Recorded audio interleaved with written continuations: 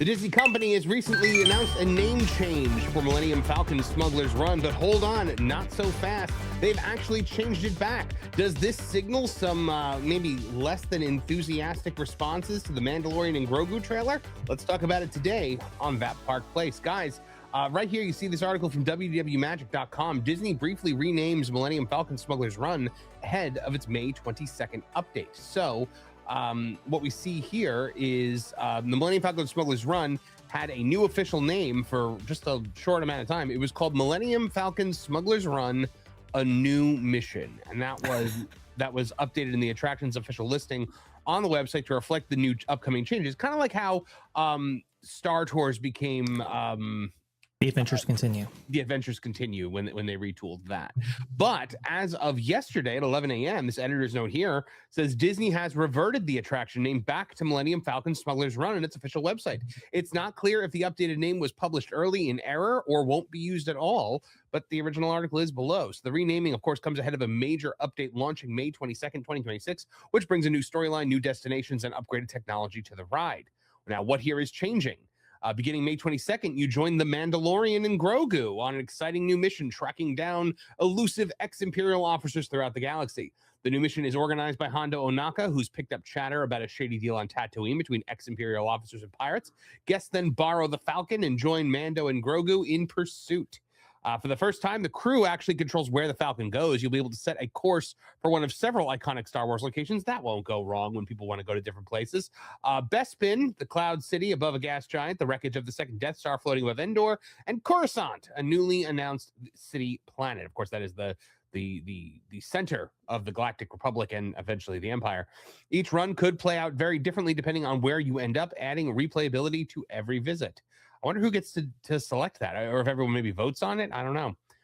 New engineer interactions. Engineers will get a meaningful upgrade. A new gameplay feature lets the engineer position communicate directly with Grogu during the mission, triggering reactions as the story unfolds.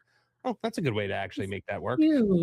Walt Disney Imagineering also rebuilt the attraction's visual systems from the ground up. Every cockpit now runs an upgraded NV IDIA hardware with all the media rendered in real time, or NVIDIA hardware rendered in real time via Unreal Engine 5, the same platform used to produce the Mandalorian series on Disney+.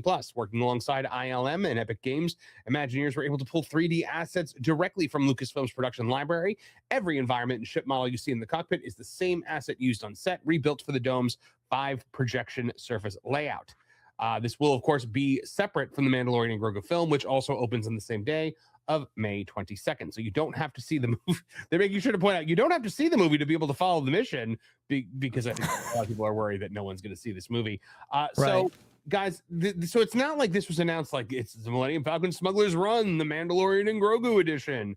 It was called A New Mission, and they changed the name back. So does this, do you guys think, signal a little bit of not buyer's remorse, but maybe some hesitation on Disney's part to fully embrace this Mandalorian, upgrade?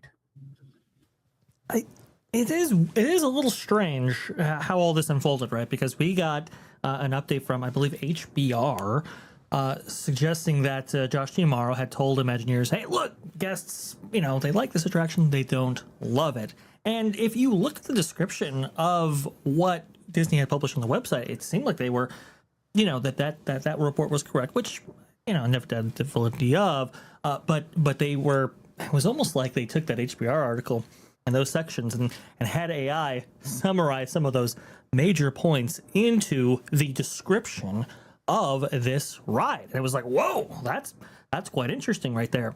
But then they took it all down. And so I think your point is very interesting, Marvin, and how, maybe they're backtracking from this.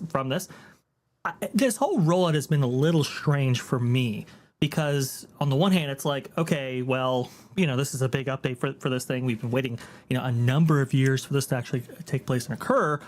And yet they don't seem to be, like you said, fully committed to it, or they're like delaying it for like right when the movie actually comes out. And I don't know how effective that strategy is. Why not build the momentum for that movie by rolling this out early? Sure, maybe there are plot specific narratives attached to the movie that they want to go ahead and keep under wraps. fair enough, but not everybody's going to see this thing on day one, I don't think. Wouldn't it generate hype and momentum towards this movie and also give guests the experience they've been expecting from this attraction since day one? Not sure.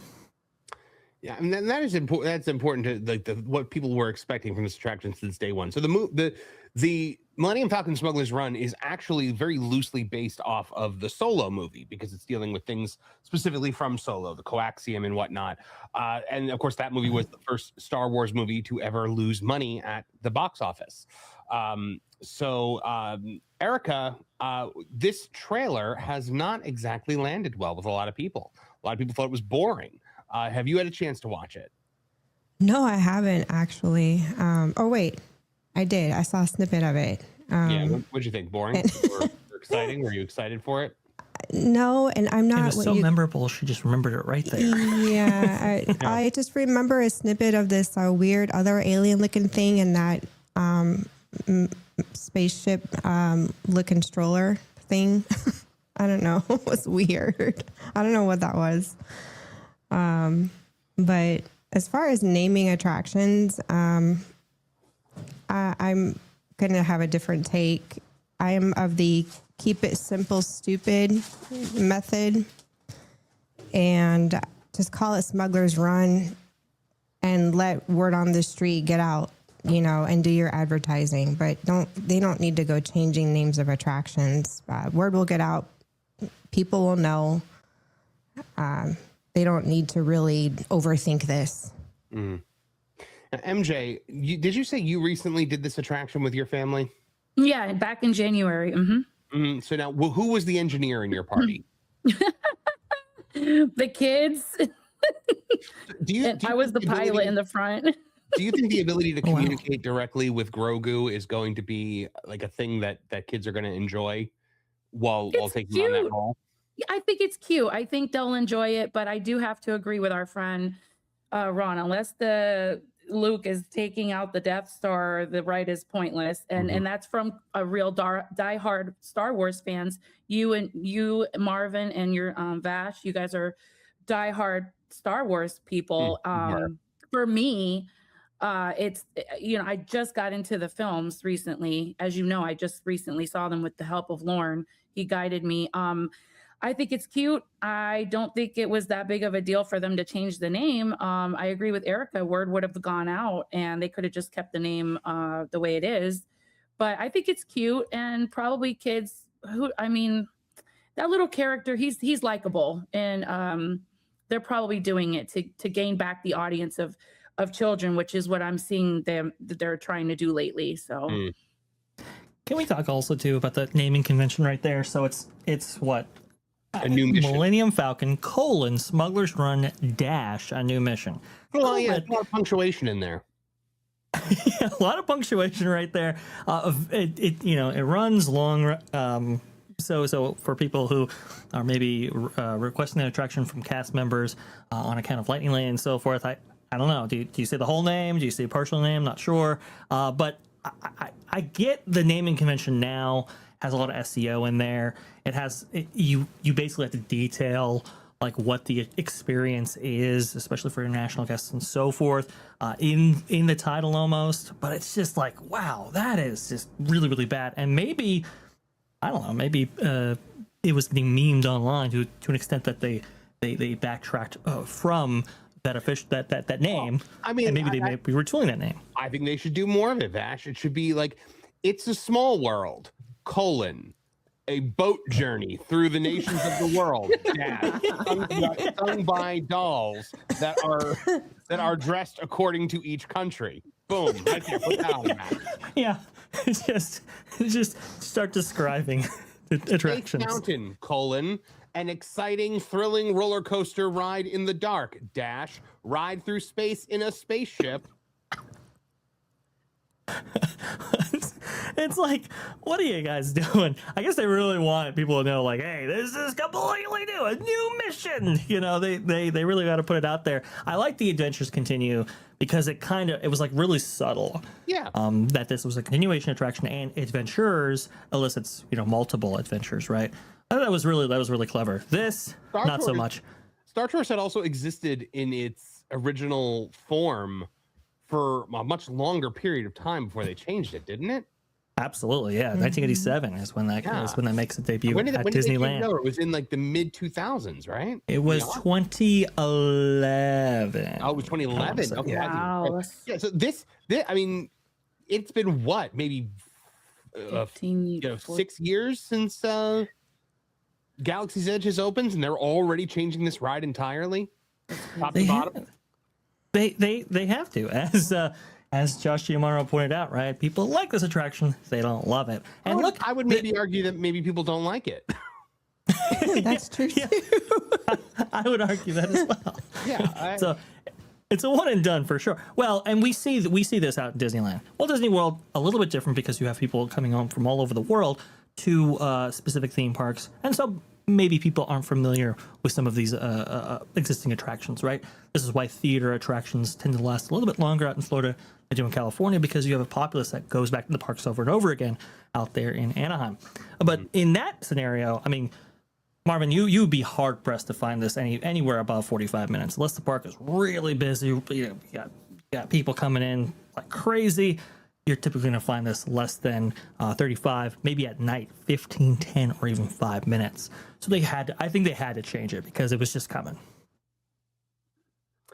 I mean, you figure there's finally a ride where, like, if you had told me as a child, hey, there's a ride where you get to fly the Millennium Falcon, I think I would have cried. Mm-hmm. Like, but and now, like, I don't even remember the last time I did this ride, because it's just, I did hear that they are testing a doubles line instead of a single rider line, so like you can go on as a duo.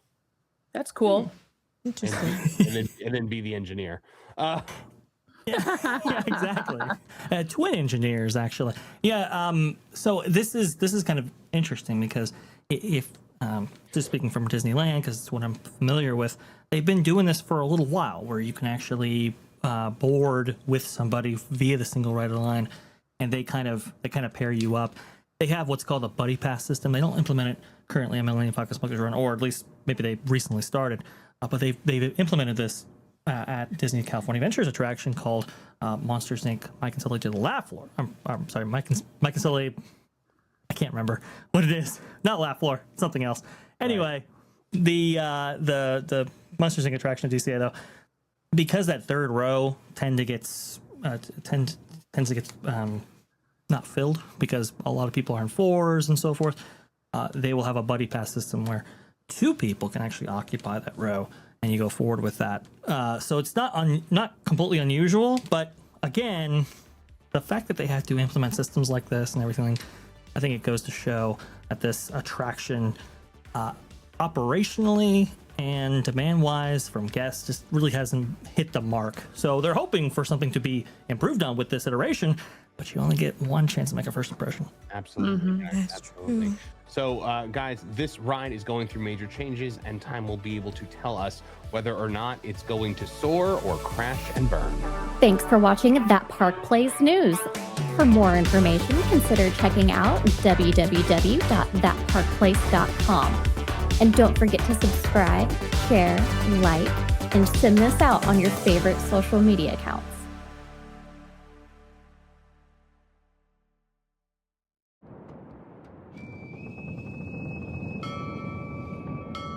There are men who go to sea to find fortune. Men who go to sea to lose themselves. I went to sea to find honor. Since I was a boy, I was forged in discipline, faith, duty. They called me loyal. They called me righteous. They called me useful.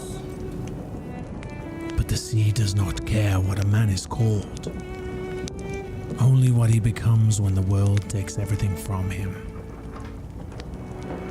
I prayed for peace, and the world answered with only death. I have seen honor used as a mask, and sin used as a shelter. The devil walks plainly in this world without shame or fear. And now the ocean carries whispers of men who believe they can burn faith out of this world.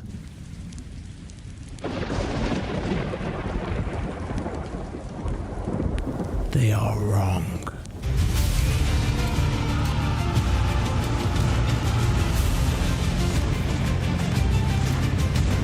My name is Jonathan Reed. My story has only just begun.